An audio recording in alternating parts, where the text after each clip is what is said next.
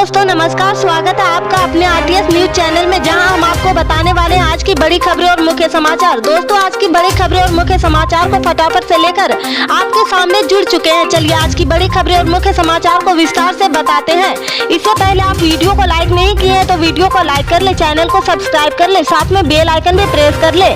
तो चलिए बढ़ते हैं खबरों की ओर। आपको बता दें कि राहुल गांधी की भारत जोड़ो यात्रा झलवाड़ जिले में प्रवेश होने जा रहा है। ऐसे में मुख्यमंत्री अशोक गहलोत शुक्रवार को कोटा आए और पूरी व्यवस्थाओं का जायजा लिया। उन्होंने रात को कार्यकर्ताओं से मुलाकात की और उनकी बात भी सुनी है। इसके साथ ही गहलोत ने जयपुर जाते समय मीडिया से बात करते हुए कहा कि देश में लोकतांत्रिक माहौल नहीं है, अशांति है, बेरोजगारी, भय है। ऐसे में राहुल गांधी की भारत जोड़ो यात्रा को हर जगह भरपूर समर्थन। सीएम अशोक गहलोत ने कहा कि मोदी सरकार संविधान की धज्जियां उड़ा रही, ईडी, इलेक्शन कमीशन, सीबीआई सरकार के दबाव में काम कर रहे। ऐसा होगा तो आम आदमी कहां जाएगा। अशोक गहलोत ने बीजेपी सरकार पर जमकर हमला बोला। वहीं राहुल गांधी की यात्रा को देशहित और लोकतंत्र के लिए सराहनीय बताया है। गहलोत ने कहा कि बीजेपी सरकार भारत जोड़ो यात्रा को डैमेज करने का प्रयास कर रही है।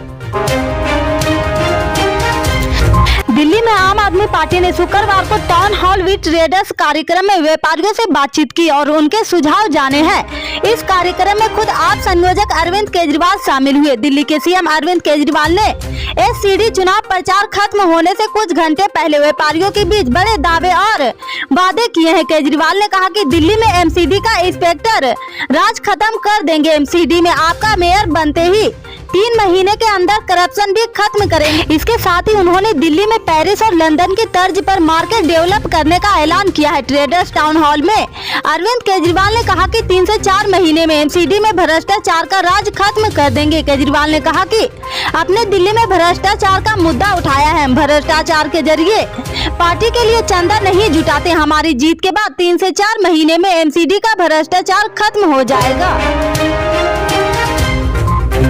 महाराष्ट्र में सत्ता से बेदखल होने के बाद से उद्धव ठाकरे खेमा अपने सियासी समीकरण को मजबूत करने में जुटी है। उद्धव ठाकरे ने बाबा साहब अम्बेडकर के पोते प्रकाश अम्बेडकर की वंचित बहुजन अघाड़ी के साथ हाथ मिला लिया। एमपी चुनाव में प्रकाश अम्बेडकर शिवसेना के साथ मिलकर लड़ेंगे। ऐसे में सवाल उठता है कि यह गठबंधन क्या बीजेपी एकनाथ शिंदे को मात दे। महाराष्ट्र में बहुत जल्द ब्राह्मण मुंबई महानगर पालिका यानी बीएसपी सहित कई शहरी निकाय चुनाव होने वाले हैं और इसके बाद मई 2024 में लोकसभा, नवंबर 2024 के विधानसभा चुनाव भी होगा। महाराष्ट्र की सत्ता गंवाने और शिवसेना के 2 धड़ों में बढ़ जाने के बाद उद्धव ठाकरे के लिए बीएमसी को बचाए रखने की चुनौती खड़ी हो गई। बीएमसी पर 3 दशक से काबिज शिवसेना को बेदखल करने के लिए बीजेपी शिंदे गुट एकजुट हो गए हैं। बीजेपी ने पश्चिम बंगाल के सीएम ममता बनर्जी के खेला होबे नारे का इस्तेमाल उन्हीं के खिलाफ करते हुए जल्दी चुनाव का संकेत दिया है। बीजेपी के प्रदेश अध्यक्ष सुकांत मजूमदार ने कहा कि आने वाले चुनाव में दोनों दलों के बीच खेला होगा। बीजेपी नेता ने शुक्रवार को उत्तर 24 परगना जिले के बैरकपुर में एक जनसभा में कहा कि खेला हो दोनों दलों की ओर खेल खेला जाएगा और ये खतरनाक होगा। सुकांत मजूमदार ने कहा कि बीजेपी अहिंसा में विश्वास करती है, लेकिन इसका मतलब ये नहीं है कि अगर 2-2 हाथ करने की नौबत आई तो बीजेपी रहेगी। तृणमूल कांग्रेस ने 2024 के विधानसभा चुनाव से पहले खेला होबे का नारा दिया था और यह बेहद लोकप्रिय हुआ था। पश्चिम बंगाल के बाहर कई अन्य पार्टियों ने भी बाद में इसका इस्तेमाल किया था।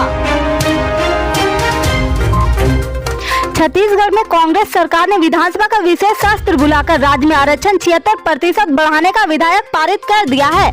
इसमें सबसे खास यह है कि ओबीसी आरक्षण पहले 14% था, जिसे बढ़ाकर 27% किया गया है। एसटी आरक्षण 20 से 32% किया गया है। वहीं ईडब्ल्यूएस को 4% आरक्षण दिया गया। ये तो रही आरक्षण बढ़ाने की बात, लेकिन इस विधेयक में एक वर्ग का आरक्षण घटाया गया है, वह है एससी वर्ग। इनका आरक्षण 16% से घटाकर 13% किया गया है। आखिर सरकार को आनन फानन में इतना बड़ा कदम क्यों उठाना पड़ गया, चलिए जानते हैं कि इसकी इनसाइड स्टोरी क्या है। दरअसल 5 दिसंबर को भानु प्रताप में उपचुनाव होने वाला है, लेकिन हाईकोर्ट ने 19 सितंबर को राज्य में 58% आरक्षण रद्द कर दिया था। इसे आदिवासी समाज नाराज है। और भानु प्रतापपुर एसटी सीट है। इसका उपचुनाव में जोरदार असर देखने को मिल रहा। सर्वे आदिवासी समाज ने तो खुद का प्रत्याशी तक मैदान में उतार दिया। कांग्रेस के नेताओं को विरोध का भी सामना करना पड़ा है। आदिवासियों की नाराजगी सरकार के मिशन 2023 के लिए सबसे बड़ा खतरा हो सकता है, क्योंकि राज्य में 29 विधानसभा सीट आदिवासी समाज के कोटे में है।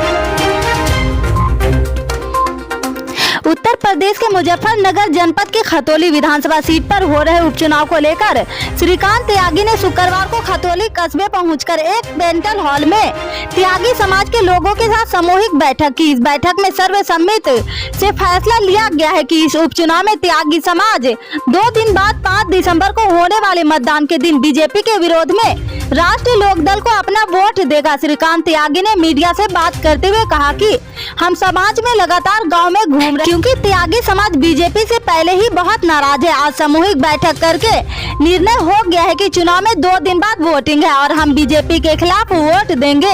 हमें ऐसा सुनने में आया है कि गठबंधन प्रत्याशी बहुत मजबूत है, तो समाज अब लोकदल को ही वोट कर रहा है।